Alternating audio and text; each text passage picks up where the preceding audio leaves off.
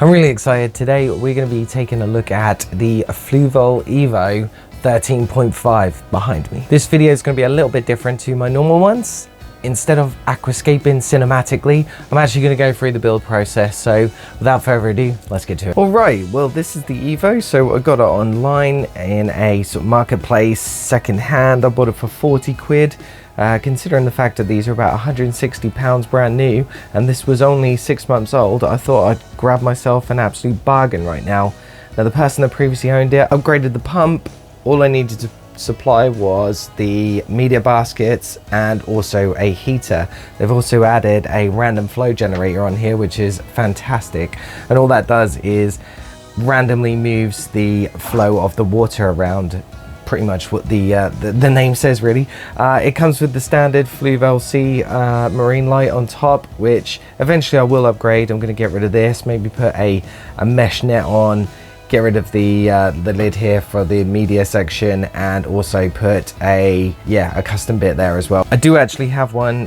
This was a 3D printed one, so eventually when I do upgrade, I have the part already. This tank is not getting set up anywhere in the fish room. This is actually going indoors into my house again, which I'm really excited about. I really want a marine tank in my house, and this is going in my living room, so yeah, absolutely buzzed about that. So I've already made a bit of a head start, so let's show you what I've been up to. So in here is where the filtration normally goes. Now with the EVOs, you normally get a sponge filter in here, and then that's it. It comes with a little bag of carbon, I think, and some bioballs, but most people recommend getting rid of the sponge and creating your own sort of media system in here, which is exactly what I'm going to be doing. You can't really see from around the corner here, but this is chamber 2 and this is chamber 1.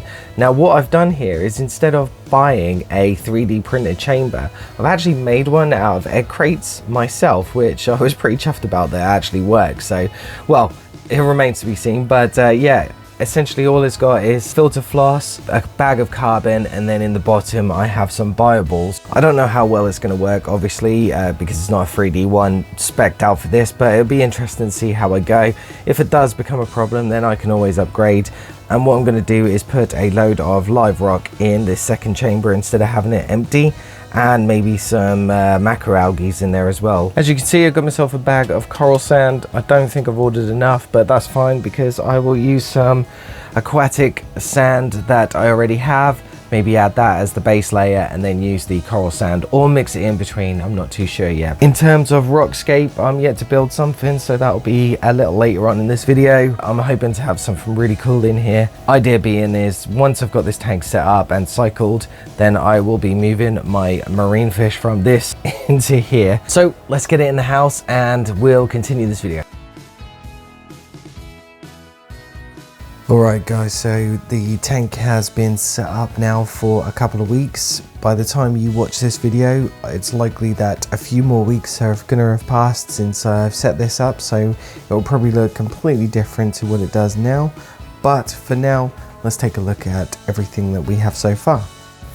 So originally I was going to get some footage of me setting up some sort of rockscape and everything, but in the end I decided just to crack on with it and put this bit together there. So I've made a bit of an arch sort of thing going on there, and it's got a little tunnel there, and is a sort of a mini cave in there, and I've added some more live rock around here. This has got a bit of coralline algae on it and stuff, and just a few random shells that, you know, just thought makes it look a little bit more natural. So this is the sand bed topped off with coral sand. It's just normal sand underneath. I have a little bit of algae growing. Now this is not because the tank is immature or anything, it's just purely on the fact that this one Zora coral here came from my other tank, and this live piece of rock here came from my previous tank as well, and there was algae in it, so it's just come across.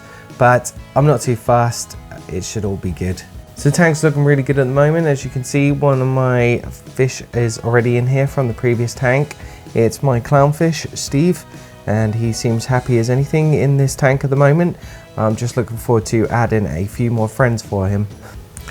As I don't want to rush the process, I've just got him in here for now until I can sort of make sure everything is all good and ready for more fish and other corals to go into the tank. At the moment I've just got the one coral, which is a bit of zoa there, so I'm hoping to add a few more bits and pieces as the time goes on, but for now just trying out a few bits and pieces. One thing I did notice with this lid here is that it seems to seep water just around the seam here. I don't know if you can see that there, and consequently it seems like I've been getting a bit of dried salt appearing on the rim, so I can see why many people tend to scrap this lid and put a custom lid on it, probably for that reason, and also the light really.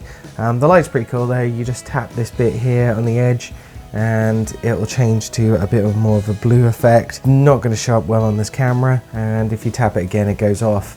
I need to set a timer on this though, because I just want to set up a proper lighting schedule really.